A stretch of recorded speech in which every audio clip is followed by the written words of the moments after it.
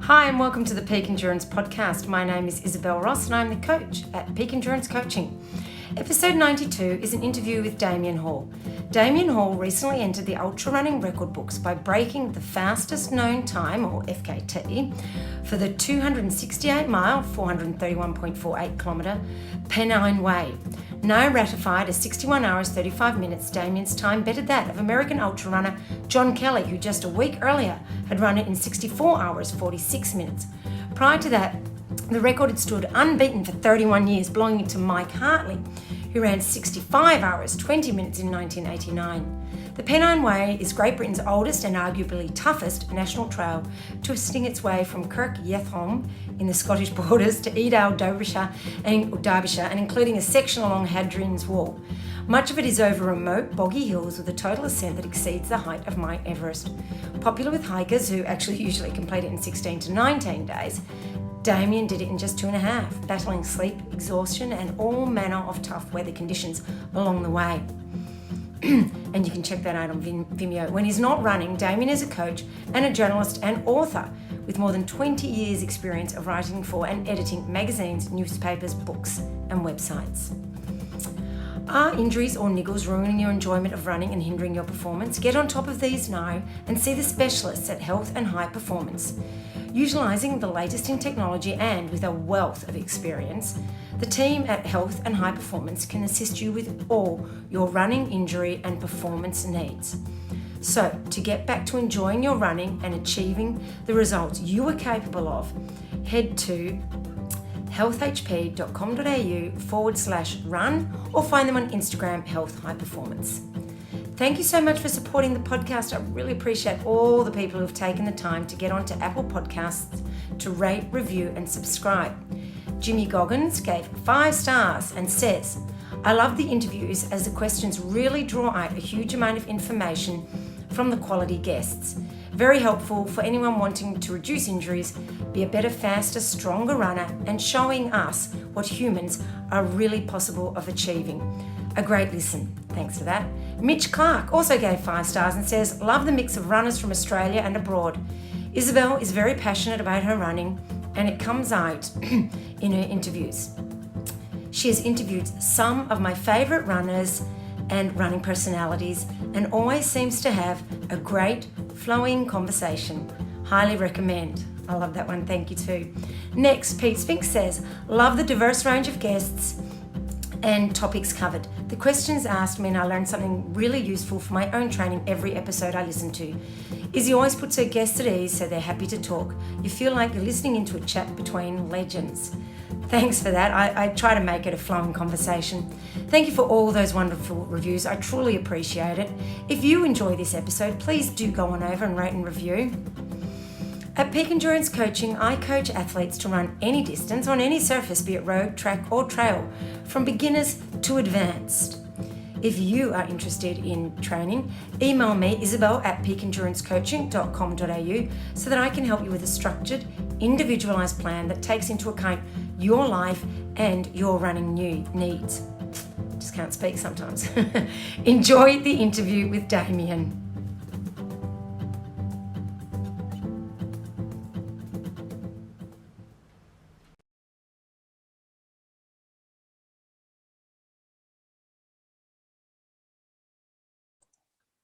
Hi, Damian, and welcome to the Peak Endurance Podcast. Hello, thanks for having me. No problems. Can you tell the listeners a bit about yourself, your athletic background, and how you got into running? Yeah, I'm 45 now. I'm English. How did I get into running? Yeah, 9 years ago. I was always quite outdoorsy, and just before we were recording, we were chatting a bit about. Yeah, I've spent a lot of time in Australia. Outdoorsy place. Yes, absolutely, and actually. Yeah, I was brought up outdoorsy, but like a lot of people, maybe when I was in my teens and early 20s, I kind of lived in London and was enjoying pubs more than hills. Yeah. But then I went traveling and sort of followed some friends to Australia and went via New Zealand and South America, and it was definitely on that trip that I saw sort of proper mountains possibly for the first time in South America, and yeah, just rekindled this desire to be in, I suppose, to be in the outdoors. Initially as a trekker or a tramper, as they say in New Zealand, but also when I got to Australia, I remember going up the East Coast like a lot of tourists do, and say Fraser Island. Most people hire a 4-wheel drive and bomb around it, and me and my partner at the time decided to hike around it instead, which was really, really satisfying experience. Actually, we had a very different experience to a lot of people there, a lot quieter and so on. And I continued that, and I used to love visiting Tasmania, beautiful, trekking down there, and Blue Mountains would go to a lot, and I would pop over to New Zealand 2 or 3 times as well, and go trekking and mountaineering in the mountains. So I still wasn't running, but I'd play athletically. I guess I'd play football at the weekends, or soccer as you guys call it, in Sydney. But I was really just long days out in nature, I suppose. And now I can see that's very similar to the running I do. Yeah, it is, isn't it? But at the time it felt very different. I suppose you'd have a big heavy pack, and but it set a good base, obviously. Yeah, I think it's both a physical thing and a mental thing. And then when I got back to Britain, went via sort of South America again, and Nepal this time, and did the Everest Base Camp trek and big things like that. There. Yep. Yes, absolutely. and so I had this sort of mountain experience or outdoor experience, and then in 2011 I was feeling a bit unfit and maybe a bit midlife crisisy. I think I was 35 then, and I signed up for a local half marathon, and just absolutely loved it, and thought I've got to do more of this. And did that again the next year in my first marathon, and then my first ultra marathon, and things have, I suppose, just escalated from there, and I've got a bit carried away because I sort of enjoyed that so much. And so what was your marathon PB? Or my debut marathon was 3:17. Nice. I ran that dressed as a toilet. As you do. I was I was raising money for WaterAid, and they offered a costume, and I thought I had to raise. I didn't think my friends would sponsor me unless I did something a bit wacky. And then my PB. I've not loved I think like a lot of us, when we discover trails and longer distances, we sort of forget a bit about the road marathon. My definitely. PB is 2:38. Oh, nice. That's a great time. It's I mean, I'm pleased with it, but it's not gonna. I'm not going to go far with it, sort of thing. So the ultra stuff interests me a lot more. And so what made you get into ultras then? Well, I just sort of discovered how much I loved running, and I'm also an freelance outdoor journalist, and I was pestering this magazine editor to carry more stories from me, especially about my new love of running. You know what people are like when they sort of discover running, and you turn into sort of an evangelist, and you want to tell everyone how amazing running is. It's kind of I can see now how it's a little bit annoying, but at the time that was but it's running. How could that be annoying? Yes, exactly. Yes, it changes your life. It's amazing. That's right. You must go running, everyone. Exactly. Then they get injured, and then you feel bad. Yeah. But this magazine editor said, "Oh, yeah, we'll take a running story from you, but not about your marathon. We're going to send you on an ultra marathon." And I had a vague idea what it was. In fact, if I remember back, it was actually from New Zealand and the Kepler Challenge. I hiked the Kepler. I'd done the Kepler hike in I think 3 days, or however many days people normally do it, and that's it was an incredible experience. But I remember at the end someone telling me, a local I think, saying, "Oh, people run that in 1 day," and I was like, "What?" I still didn't know the concept, what an ultra marathon was, but I remember the idea in my head that some people, from New Zealand, that some people would run all of that in one go. So I think I would have gravitated that way and picked an ultra marathon at some point. I just didn't know what the races were, but this magazine sent me to do one. It was one up here called the Wall, which was 69 miles over 2 days. I just, even more than my first marathon, I just loved the experience. It was the scenery, the camaraderie with people as well, and the aid stations as well, which were pretty special. So I just straight away thought, I've got to do more of this. This is for me, I suppose. Yeah. And went from there. That's awesome. So, no, the reason we're chatting is you recently, well, I suppose fairly recently, ran an FKT on the Pennine Way, and you broke the record that John Kelly had set just shortly before. But before we get sort of more into it, can you describe the Pennine Way to my listeners who may not know anything about it? Oh, yes. I've got quite a reasonably long and personal relationship with the Pennine Way. It's our oldest national trail, and I suppose they're a bit like the Great Walks in New Zealand, where they're sort of government-funded trails, the kind of Premier League, our best trails. So they're better signposted and so on, and well mapped. It's 268 miles officially, from sort of the Peak District in the middle of England, for those who know the country, and then it finishes at the border with Scotland. Yep. Right at the middle of the country. There's a lot of history attached to it. It's over 50 years old. It's also related to the mass trespass, which was a really important moment of civil disobedience here, where, before then, sort of common folk, your average person couldn't actually go hiking in a lot of these moorlands and a lot of these upland areas because they're owned by sort of a rich elite who would save it for hunting, basically. Yes.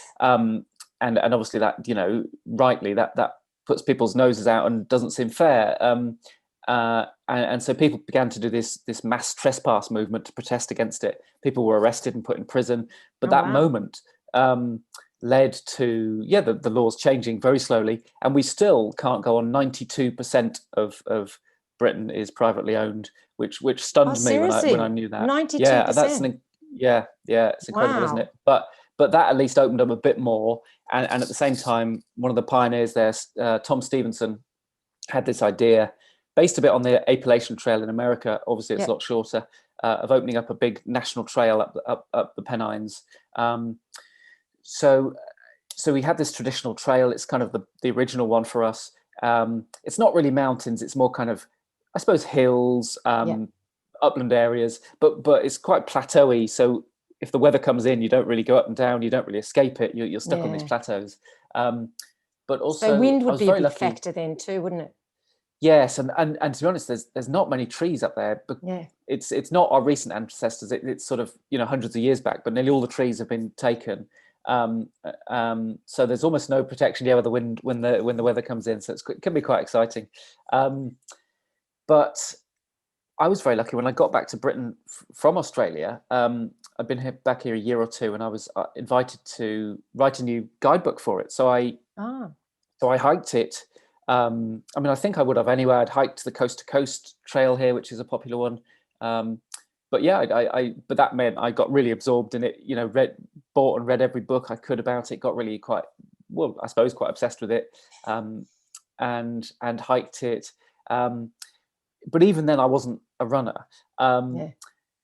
So this is about 9 years ago, I think. And then over time, there's a race up here. I don't know if you guys have heard of the Spine Race. Yes. And I've been running for a couple of years and ultra running just for 1 year, really, when this race had recently started up and just really captured my imagination because it was just so ridiculous. To do that in winter is crazy. For those who don't know, the Spine Race, goes along the Pennine Way in winter. It's a single stage race, so totally non-stop. The clock is always ticking. And just these stories coming out of it of frozen water bottles and sleep deprivation. And you thought, wow, that sounds awesome. Yes, I did. I thought, this is for me. So I did that. I did that twice in a row. I sometimes say, it's a race for people who hate themselves. So as soon as I'd done it once, I was desperate to do it again. So I guess, but I still didn't. I knew the record. Mike Hartley had this record that ended up standing for 31 years of running it in 2 days and 17 hours in the summer. I still didn't think myself an athlete capable of doing that, but I suppose last year things. I had been thinking about it before last year, and it was always in my to-do tray, and I would put it off because it was pretty intimidating. Not so much the distance. Obviously, that distance will get a bit hurty and be difficult, but it was more the quality of the record. that, Mike Hartley, the athlete, was, he was fourth in the 100K European Championships, for example. Okay. I'm pretty sure he had a 40-mile PB of around 4 hours. Oh, wow. I know there aren't many 40-mile races, but that's superb. Yeah, He's that's a stunning. a genuinely good athlete, not just some sort of dogged old warhorse. So I was quite intimidated by it. But I suppose what happened is two things. Lockdown. We had a big lockdown here last year. So, well, pretty much all races, or 98% of races, were cancelled. And my friend John Kelly, who's an American who's living here, he decided, he was a lot braver than me, and he said, I'm going to have a go. And both those factors, kind of partly shaming me and partly there was nothing else, no other events to do, made me think, right, it's time I finally had a crack as well. Yeah, and it's good that you did. Now, you actually ran in a different direction to John, though, didn't you?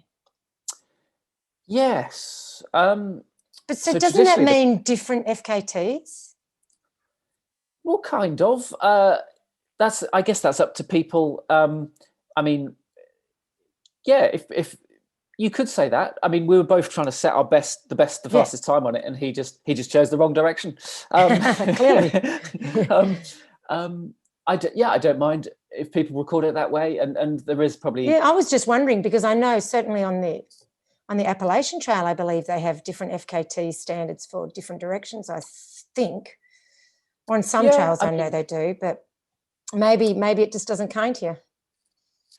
Yeah, I mean, what I noticed, there were two big reasons for me to go. I went sort of north to south, and actually the traditional way to go north, that's sort of how it was designed. Oh, okay.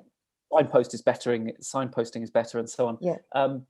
But I noticed, A, the previous record holder went south, and B, I'd been north 3 times. I'd trekked it, and then 2 spine races had gone north, and I didn't want to get too bored of it, so I wanted to go south, partly for fresh, keeping it fresh, and then I spoke to the previous record holder to sort of ask him why as well, and he had 2 good reasons. One is that kind of emotional thing of running home, and also there is a right to the northern point. It is kind of what is the most remote bit, and you go for somewhere between sort of 5 to 7 hours without getting any road support in these Cheviot hills. And to me, it made sense to do that earlier when you don't need that road support, and it's a lot more hilly up there as well. So you get a lot of the vert out of the way. So to me, it made, well, probably 3 reasons almost to go south. So to me, I was always going to go south. John, I think he'd done the spine race and won the spine race earlier that year. So I think it made sense to him to go with his familiar direction. Now, I'm pretty sure we'll see. I think he's going to go for it again this year, and he's probably going to go south. So we'll see. That'll be interesting. Is the crucial. Yeah, we'll see if that's the crucial difference or not. Yeah, yep. And would you be out there supporting him doing that at all? Yeah, if it sort of fits in with things, I'd happily do so. That'll be fun. I did. We're still friends, although I sort of took a record off him after only 8 days, which does feel mean. And I am sorry. It does. It's all's fair. I mean, he knew all along. It wasn't like, I think to the outside world, we got, a surprising amount of media coverage from it. And I think to the outside world, it looked like, some guy sets record and his mate turns around 8 days later and goes, "Oh, I'll have a go at that." But when really we'd been both very open with each other and chatting about it for months. I watched the Vimeo video of it, and you could see that. You could see it was okay. Friendly. I went on. We actually went on BBC Breakfast Television a day or 2 afterwards, and the presenter was making me out to be the baddie, which was that was all right. It was fun. It was all good fun. But it is hard because it's such a big effort. It's not like a Strava segment where your neighbour goes and takes it the next day. So I would happily go and support him again.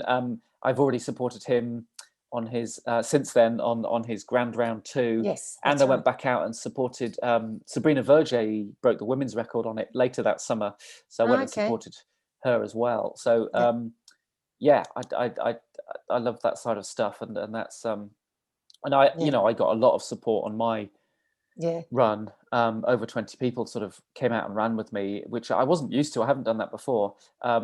But that gives me, if I can't necessarily pay everyone back, I can at least kind of pay the karma back. If I go and support Yes. other people, I think that's only right that I should be looking to do that over a few years.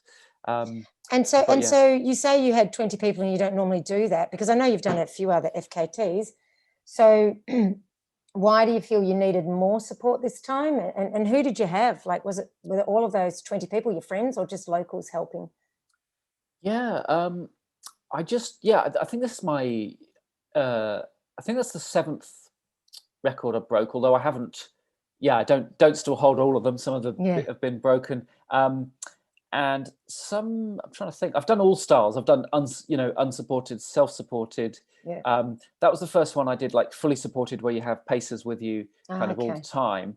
And that was simply because the record was so good. John did it in that way, and the previous holder, Mike Hartley, did it in that way, 31 years ago, 32 now. So I thought my only chance of matching them was to do the same style. And obviously, if someone's, the idea up here, I don't know if you have a similar culture there or not, but like the idea is, I guess they'll carry a bit of your food and drink and any spare kit, and maybe navigate for you as well. I know the route well enough, but someone goes a bit ahead of you and does opens the gate, and there are over 250 gates. Oh my gosh! So actually, that could be That's huge. That could be significant. Yeah. Yes. I calculated if it was 10 seconds per gate, it was going to be, I think, 47 minutes. And that's a minimum. Don't worry if you've got cold fingers, or it's raining, or it's you're tired. Yes. So that help could be really significant, and also, morale as well. People to talk to, people to give you a kick up the backside. And then it was the first time I'd done that. So I guess I just started emailing, I suppose friends, but runner friends, but primarily people who'd done the spine race to start with, because I knew they knew the route. Yeah, they'd know the route, and then they'd be tough. They'd be tough, strong runners. And then also a few other runners who were just really good. Like, I don't know how well people like Nikki Spinks and Paul Tierney are known down there, but you're racing, your caliber of your pedigree as a runner doesn't necessarily mean you're going to be a good support runner, of course, because it's such a different role. But there was also the element, to me, if I'm honest, psychologically, that if I had really good runners around me, I thought I thought it would up my game, and it wouldn't. I wouldn't be so inclined to slack off. And people would. Luckily, this lockdown meant people weren't really racing. They had lots of free time to do. Yes.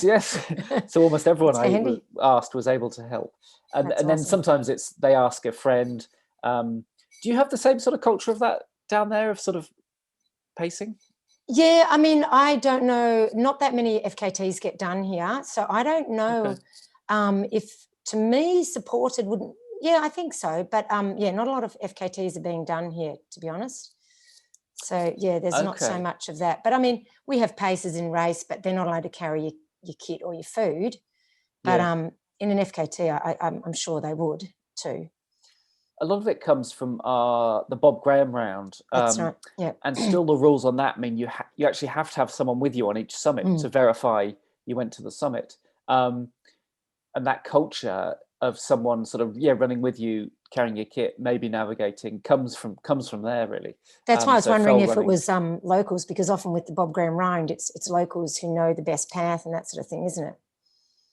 Yes, absolutely. And if I could do a horribly clunky book plug, I'm just hopefully finishing off. I'm doing a book about all this called In It for the Long Run, which is out in May. And I interviewed, I was really fascinated by this kind of supporter culture that we have here, and interviewed a few people about it. And it was, some people get really, with the Bob Graham round especially, some people get, I interviewed a girl called Tori who her whole thing is like leg 4 of the Bob Graham round is split into kind of 5 legs, divided by the road support options between the legs. And road 4 is her leg, and she's done it. In training and stuff, she's no idea how many times she's done it, but she supported at least sort of 10 times on that in a couple of years. And so she knows that one leg intimately. And anyone, a friend of a friend of a friend, if someone's doing a Bob Graham, they'll know, oh, she's the leg 4 lady. Phone her up. Could you do leg 4 on this time? And she says she loves leg 4. And so locals get really it's fascinating. They get really, it's a real project of, no, I'm Yeah. the leg 2 person, A oh, sense I of don't do leg ownership 3. of it. Yeah. Yeah, yeah, it's wonderful, and there is some navigational tricks and stuff, and Yeah. so on, and in maybe different weather, you go a slightly different route and things like that. So there's a real art to it. Yeah, I mean, I've been fascinated by that culture too. I mean, we do have the culture of helping in Australia, but probably not to that degree. So that sounds like it'll be a very interesting book. Thank you. Yeah, and I got even more interested, perhaps, in the people, the road crew people, the people who are willing to turn up and help. 10 or 20 times a year, and they're in a vehicle at the road crossings, and they're not even getting a run. So turning up to run with someone is, at least could you're be getting inconvenient, but you're getting a run in, usually somewhere pretty. You get to chomp on their snacks if they're not noticing.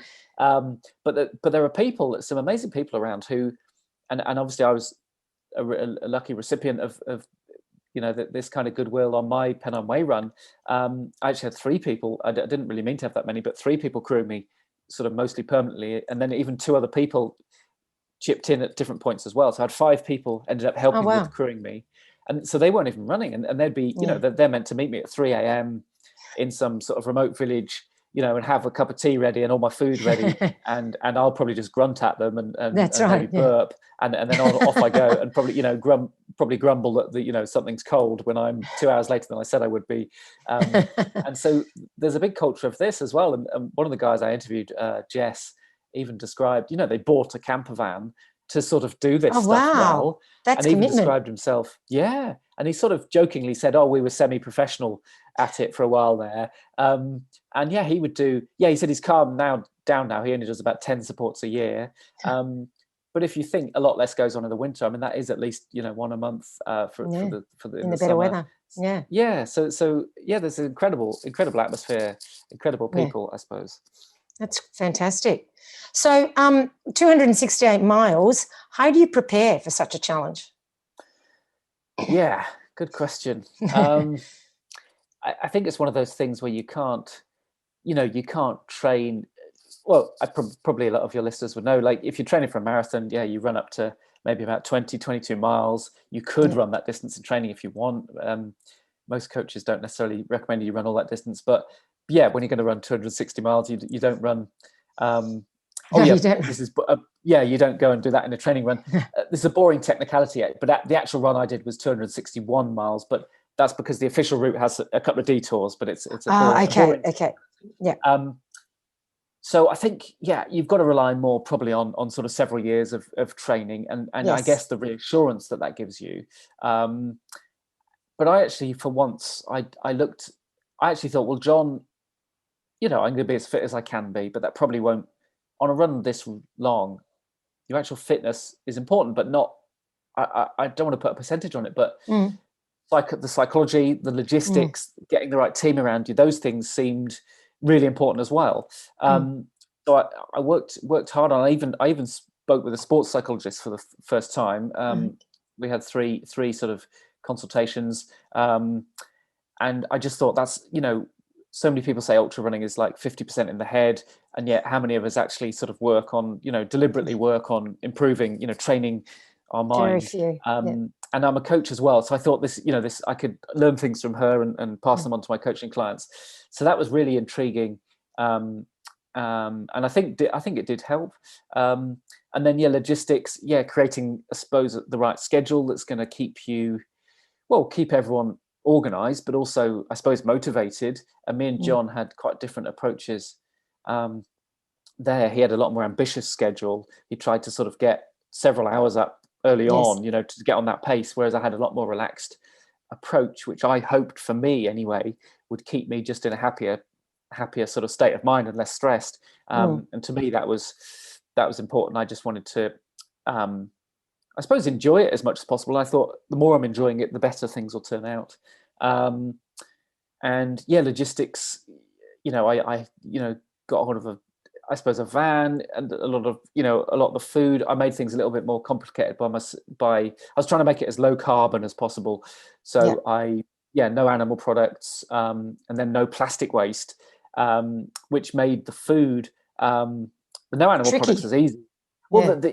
yes, but the plastic is difficult. That's And the hard so bit. much of our health food, buying crisps, buying chocolate bars. Yeah. I wasn't allowed to, those are my own rules, but I sort of said, let's see if I could do it without. And I must admit, I'd done an FKT earlier in the year but it was only like a 24-hour one I'd done that. But this was, 2.5 days. So it was about, a lot of research into what could I buy with it without any plastic waste.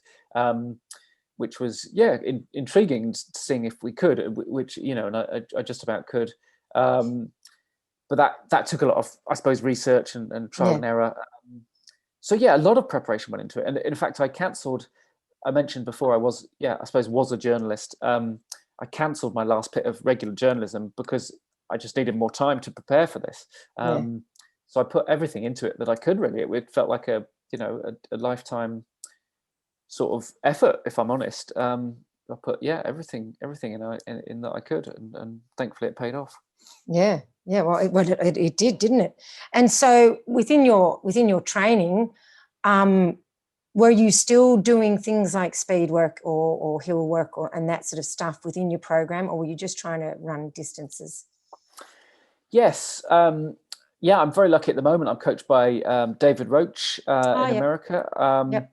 So he's a bit of a super coach over there. I was self-coached for 2 years, and I had some of my best results when I was self-coached, but I just felt I was plateauing a bit, or I just felt some fresh input seemed smart. So I've been coached by him for well over a year, and he's definitely he's definitely all about trying to keep your top end speed as close to your 10K pace as possible, to be honest. So he's not so much about the big miles, which is probably what I was doing. I was probably doing too many big long miles in lumpy places, the stuff, and neglecting speed, neglecting running economy. Because that's a painful bit. Yes. I'd much rather, probably you're the same, but I'd much rather run for 4 or 6 hours somewhere lumpy than an hour of tempo or something. It's horrible. But he got me doing a lot more of that stuff. So for him, it was all about, you're targeting your running economy, and lots of strides, lots of uphill strides, only one interval session a week, but a real quality session. And you sort of really prioritize that as the most important run of the week. But also he's just this guy he's just so full of optimism and encouragement. And that helps too, actually. Just someone saying you're doing well all the time, being nice to you, just that really obvious thing. And I think he was a great help to me. I think he contributed. But the tricky thing was he was coaching John as well. So I kind of knew what John's training would be like. And I kind of, so although I felt really good, but I thought, well, John's going to feel really good as well. So I suppose that is what made me think, I did a lot more strength work than normal as well, actually. Excellent. I'm lucky up here. There's a company called Strength for Endurance. So they're sort of, like a lot of runners, I never really wanted to go into a gym. See, I love the gym. Yeah. Oh, do you? Oh, okay. Yeah. Well, I've turned.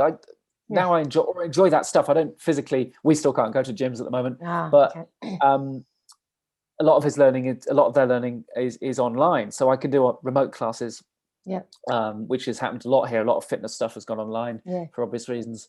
But I did a lot more with him. I've been working again for over a year with him, Chris at Strength for Endurance. But I was doing, even sometimes probably even 3 hours a week, which is probably too much for most people most of the time. But it was almost because I had more time because of lockdown. Yeah, that's right. I did a lot more strength. And also, I mean, I've always tried to work on technique a lot. I think that's really underrated. I work with a guy called Shane Benzie up here, who's a technique guru, really. He's just got a book out called The Lost Art of Running, which I really recommend to people. I'm just writing that down now. Okay, good. I can send you a link if you like. Yeah, that'd be good. I'd really recommend him to people. He's working with all the top ultra runners in Britain he's worked with, and some of the top foreign runners as well. And he's even been out. I don't think he's coached Kipchoge, but he's been out to analyze Kipchoge to sort of get that data and record him running. He'll always video people, and then you can watch it back in slow motion, really see what your feet are doing. Yes. For example, my feet were landing differently, even after many years, thinking I'm a running coach, thinking I was a good runner. My feet were doing something slightly differently. He's got yeah, years of experience now. He's been around the world recording people, how they move, how they run. And I've worked with him for 8 or 9 years, actually, on and off. And there's always something he spots with me that I can improve on. And I think that really does come into it, as you fatigue and your form starts to deteriorate, it can make a big difference. So I've worked with him for a long time. And I think that is a key thing. I think, one of his lines is that, runners are happy to spend £150 on a pair of shoes, but they won't spend that on necessarily, learning how to run properly. And you think what's the most important thing there? That's right. So I do think that's quite underrated. No, I definitely agree with that. Yeah. Wow. So it looks like you were really ticking all the boxes there. Well, I did. Yeah, I prepared more thoroughly than. I've said. I prepared more thoroughly than I did for my wedding. But I must say, my wedding. I actually got married in Byron Bay.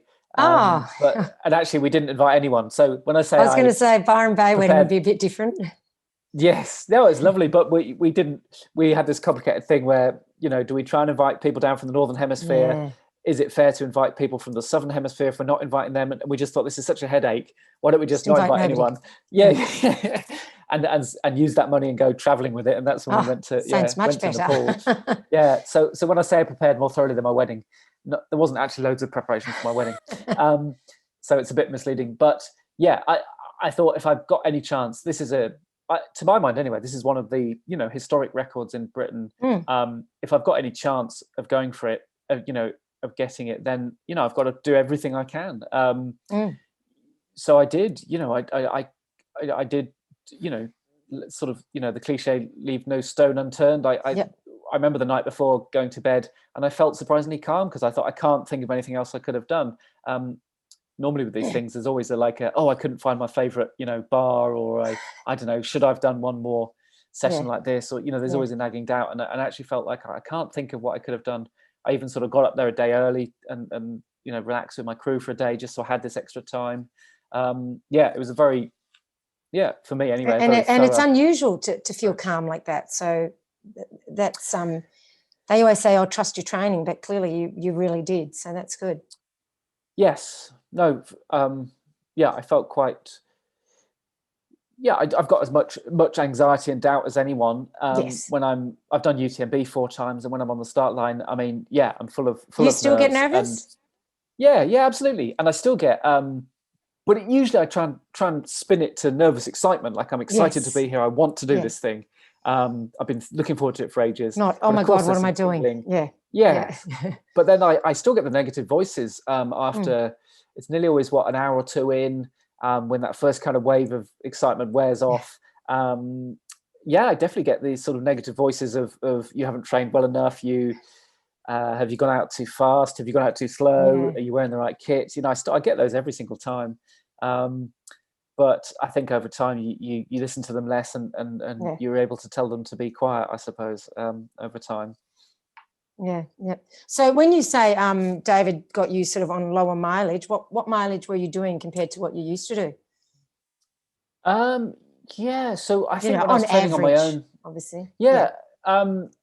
He's definitely a lot of my training with him now is in the kind of 60 to 70 miles a week. Whereas before that, I was much more in the kind of 80, 90 miles a week, much more commonly.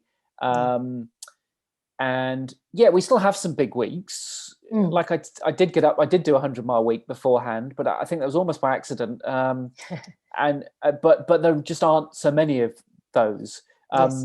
We'll probably. So you were probably carrying a lot less fatigue then as well.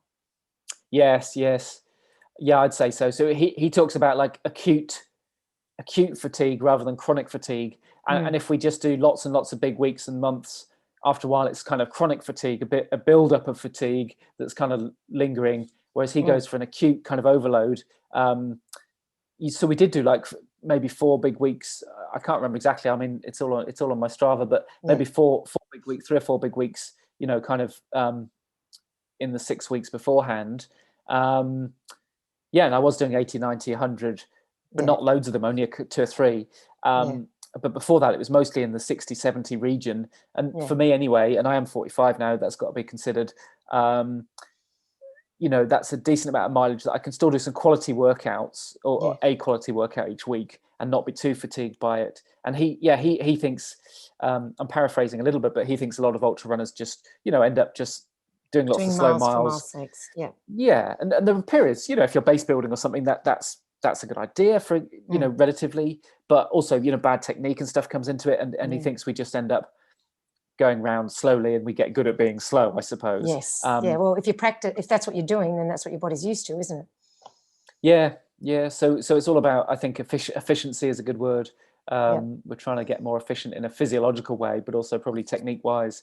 So to me, I think that has helped me. I do feel more. I've got more of a spring in my stride. Excellent. I think that. So you touched on nutrition, talking about, trying to reduce your environmental impact by not using things in plastic wrappers. So what did you use? And, if you wanted things like chocolatey stuff or crisps or whatever, did you make any of your own food, or what did you end up using? So I'm quite lucky. I mean, my wife did make me some vegan brownies. Nice. But obviously, you do, as you guys will know, you go off stuff over time, don't you? Especially the sweeter stuff. Yes. Yeah. And I have got another friend. I'm quite lucky who is a sort of semi-professional. I don't know how he would. His company called Delicious. Delicious. He makes healthy, kind of healthy snacks. He made me a load of flapjacks, which is very kind of him. But then I was looking at other companies, I suppose, that have. There's increasingly companies now. I'm sponsored now by a company called Outdoor Provisions, who make bars, tasty vegan bars, but they're in compostable wrappers, so there's no plastic waste there. So increasingly companies are doing that, and it is really expensive for them, because not only are the new materials sometimes more expensive, but the stuff doesn't last as long. The whole thing about plastic is obviously trying to preserve it. So it makes the margin, their potential profit margin, a lot smaller. So I've spoken to a few companies now and seeing why they won't, for example, like especially gels, at the moment, I'm quite lucky. I've been sent some items recently. I mean, things are going that way. But I can see why companies so far don't necessarily do that, because the stuff doesn't last as long. But Outdoor Provisions, there were some other companies up here, 33 Fuel. Yes, I know them. Oh, good. Yeah, I've been using them for a few years. I'm trying to remember the Lucho. Oh, I forget their name. It's terrible. But I got these Colombian jellies that are made in like a wrapper. Lucho Delitos, I think they're called. All these things I haven't heard of. Yeah, you have to send me links afterwards. Yes, I will. So I suppose I bought what I could online, researching things and plastic. Found some crisps by a company. They don't sponsor me or anything, but they're called Two Farmers, and they do compostable crisp wrappers. Awesome. And that took some research. They were hard to get hold of, but companies are starting to do this stuff. So that's really, really admirable. No wonder you had to give up some of the journalist work with all this research you were doing.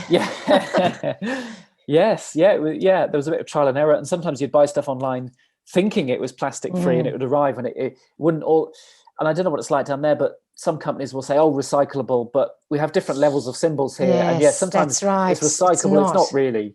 Or sometimes you've got to send it off somewhere, which is maybe okay for now, but in the long term, I was trying to support companies that were brave enough to take the next step. And be actually really sustainable. Yes. And then obviously, I mean, luckily a lot of fruit you can buy without plastic. And then bread, I had a lot of sandwiches ready. And actually one of the food, when I was getting to that point where I didn't really want to eat much or the stuff I brought, a friend actually gave me and this does sound a bit posh, but hummus and avocado sandwich. Oh, yum. And actually they went down really well. So I was having a lot of them. I do work with a sports nutritionist, Renee McGregor, and she had advised me, for example, to look to white bread rather than brown bread for now. There's a bit less fiber and it just goes down more quickly, more easily.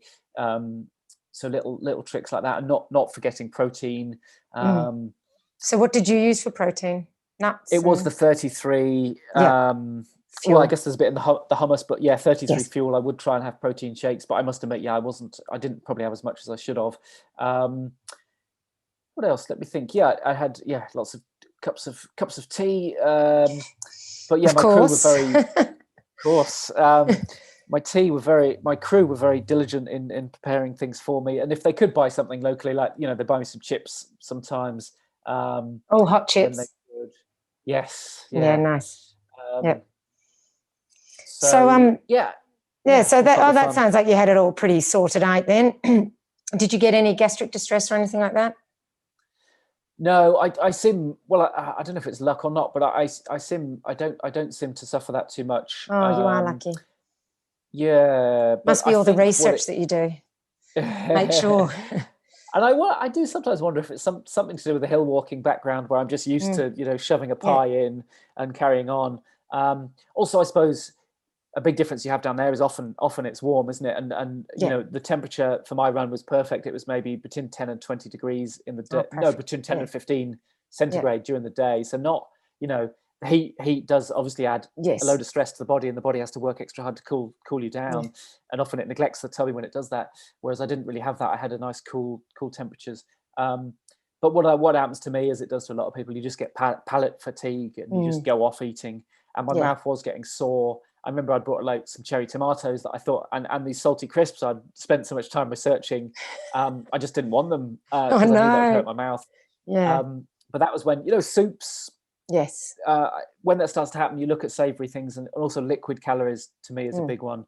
So yeah, some soups, maybe some fruit juices perhaps, but things like, I forget if you have it down there actually, but rice pudding, Yes. or things like It's that, not as popular sloppy here. food. Yeah. No, I Yeah. mean, I've never. Again, it's something I don't normally eat, but when I'm doing a long running challenge, it goes down well. I Yes. guess it's the sloppy foods where you don't have to crunch it or digest it too much. Something sloppy that needs a spoon. That's the stuff that you sort of are going to start using, and that's what's going to work. And these hummus and avocado sandwiches, which was like a happy accident, really. Someone gave me one of them. But yeah, it's all part of the fun, the joy of it, isn't it? Of working out what you can eat and stuffing your face. Yes. Yeah, it's an exercise in eating, really. Did you get any sleep, and how do you generally deal with sleep deprivation? Yeah, I was quite intimidated by the guy who had the record for 31 years, Mike Hartley. He didn't sleep at all. So it's like it's 2.5 days. Or for him, it was 2 days, 17 hours. He didn't sleep. So in my mind, if I was going to match him, I probably wasn't going to sleep either. And so I created a schedule that didn't have any sleep stops, but I was very open-minded that I may well need some power naps. And they've been really effective for me in the past, just 10 to 20 minutes. And you can really, sort of reboot yourself for a few hours on doing some of them. But what happened, unfortunately, is, I felt the urge for a power nap much sooner than I thought, which was basically the next morning after about 20 sort of 27 hours. And that frustrated me. Really, I think it was a calorie deficit. Okay. Obviously, you're going to get into a calorie deficit, but I can pinpoint it now back to a time where I should have really just paused a bit longer and got some proper food into me. But I was so obsessed with efficiency and continuing to make progress that I didn't. And that was leads to a feeling of emptiness and tiredness. So I ended up having 3 power naps. One of them failed. The first one was about 10 minutes. The third one, I did go down for, I think I lay down for 45 minutes, that third one. So I had probably 40 minutes, around 40 minutes, 40 to 45 minutes overall. John, the guy who went just before me, I mean, he had a lot more tummy problems than me. Yes, he did. Really, fairly serious ones, even probably some like intestinal or what's the word? But some bleeding as well, actually. So quite bad. He ended up having over 2 hours of power naps or lying down time because obviously he had a big problem he was trying to solve. So we both slept, more than the previous guy. But yeah, and I think with anything like this, it's anything this long, it's not going to go totally smoothly, even if you've got a plan. I mean, the phrase, everyone's got a plan till you get punched in the mouth. That's right. Yeah. So you've got to be relaxed mentally, I think, even though I did get a bit annoyed a bit frustrated that I was sleeping so early. not everything was going to go smoothly, and it still worked out. It still worked out overall fairly well. But yeah, three pound attempts in the end. Yeah, that's the thing. It's not necessarily, you can say to do it, but it's not necessarily always going to happen, is it? Yes, not in this sport. So I've read that you picked up litter along the way. Obviously, we can tell from what you've been saying that you're concerned about the environment. So I presume that was your reasoning. But, how did that go? And do you think it slowed you down at all doing that? Yeah, that was my big worry. Once I'd sort of, committed myself to doing that, my big worry was actually, will there be a lot? Oh dear. And there was sometimes I was wondering whether John, because he'd only gone a week before me, whether he was dropping some things behind him to slow me down. That would have been a good idea. But yes, but it wasn't too bad, to be honest. It was, if I'm honest, up on the hills there wasn't much, and it was usually my pacers. There would normally be one person ahead of me, so if they spotted something they would pick it up, which very grateful for. Because there's also the weight of it. Yes. So actually, normally you'd see more litter when you get near a village or a small town, and actually my road crew would often, if they saw something, as far as I know, they would collect it. So but we ended up having maybe 8 to 10 kilograms of litter, which but that's over 260 miles. So I actually thought that wasn't too bad. And it was usually in the towns. One of my friends joked that they would come and dump a sofa halfway up a mountain for me to try and collect. Down. So so in the end, I don't think it did slow me down, but it could have. Yeah. So did you have a high point and a low point that you could share with us? I think, I always thought that second night would be the toughest time because of the sleep deprivation. So depending on your experience level, one night, I'm fairly used to going through one night now. And that's not a big, obviously you get tired, but it's not a big drama, or hopefully not. But a second night without proper sleep, that's when, the sleep monsters jump on your back. That was definitely my lowest point. So there were 4 or 5 hours there where I was just moving very slowly, wanted to sleep, wanted to lie down in the grass, wanted to lie down in a bog. And obviously it's a combination of your sleep deprivation and a calorie deficit. And so people were trying to get me to eat, and I was putting some things in, but a friend of mine I don't like coffee. I'm a tea person, and a friend of mine persuaded me to eat some coffee beans. But they were disgusting. They were being spat out, which was frustrating because they would have been very helpful potentially. But the hummus and avocado sandwiches started to go in well. And basically when the sun finally came, maybe about 5 or 6 in the morning, it did perk me up, as it has every single time. So once the sun arrived again, I thought, right, I'm through that night. Whether it was a psychological thing or a real sort of physiological thing, it's probably usually a combination of both. I did perk up, and we had a really good spell running. But I must say again that second, or actually third afternoon, I did have another lull. Again, I think I'd neglected calories, and I was getting a bit complacent, if I'm honest. That there were, I was about 3 hours ahead of the record. Wasn't overconfidence, but it was like, there were sort of less than 30 miles to go. There was a feeling of, if you just keep this going, then you've got it. And people were, I was very lucky. Like, members of the public were turning up and congratulating me and stuff. It was getting really, it was turning into a bit of a procession, and I was sort of forgetting to eat and drink, and it was getting hot, forgetting to cover my head. And then suddenly I looked at my watch and you realize, I've just lost. I did get down to 2.5 hours ahead of the record, which is still plenty of time, but I'd lost half an hour. And actually, at the end, that was like, oh my goodness. So the last 3 hours actually were really quite stressful. I sort of I had a very experienced pacer with me, Nikki Spinks. I don't know if she's well known down there, but she's a big. Well, I certainly know her well. I mean, she's a great runner. Yeah. Oh yeah, I mean, she's amazing. Luckily, I had her for the first leg, and I kind of said to her, "Look, we can just about still get 3 hours ahead of the record." And then I was sort of regretted saying that to her, because she was pushing you? and was very, absolutely, she kicked my ass. over those last 3 hours a lot. Actually, I was looking forward to it to being like a happy sort of procession with friends, sort of a moving party all celebrated together. And it wasn't like that at all. It was, she was just Nikki cracking the whip. Kicking me. Yes, absolutely. So I did shout at her a couple of times. Nikki, we don't have to go this fast. I'm fed up with this. Probably with some ruder words in it. But yeah, she pretended she couldn't hear me and carried on. So yeah, two sort of tough moments. I suppose. I mean, all the first 24 hours, if I'm honest, went really, really well, really smoothly. Sort of perfect weather. It was great seeing, old friends, making new friends. All went really well. That was all really lovely. And then, of course, finishing, it was, it was one of the best days of my life, if I'm honest. That's great. Several people turned up to run with me, who I wasn't expecting. Some fell running legends from the past. Mike Hartley, who had had the record. Oh, he was there. And John Kelly, who had had the record. Yeah, they both turned up at the finish. So they really made it a sort of historic occasion. And there was a crowd. We were just coming out of lockdown.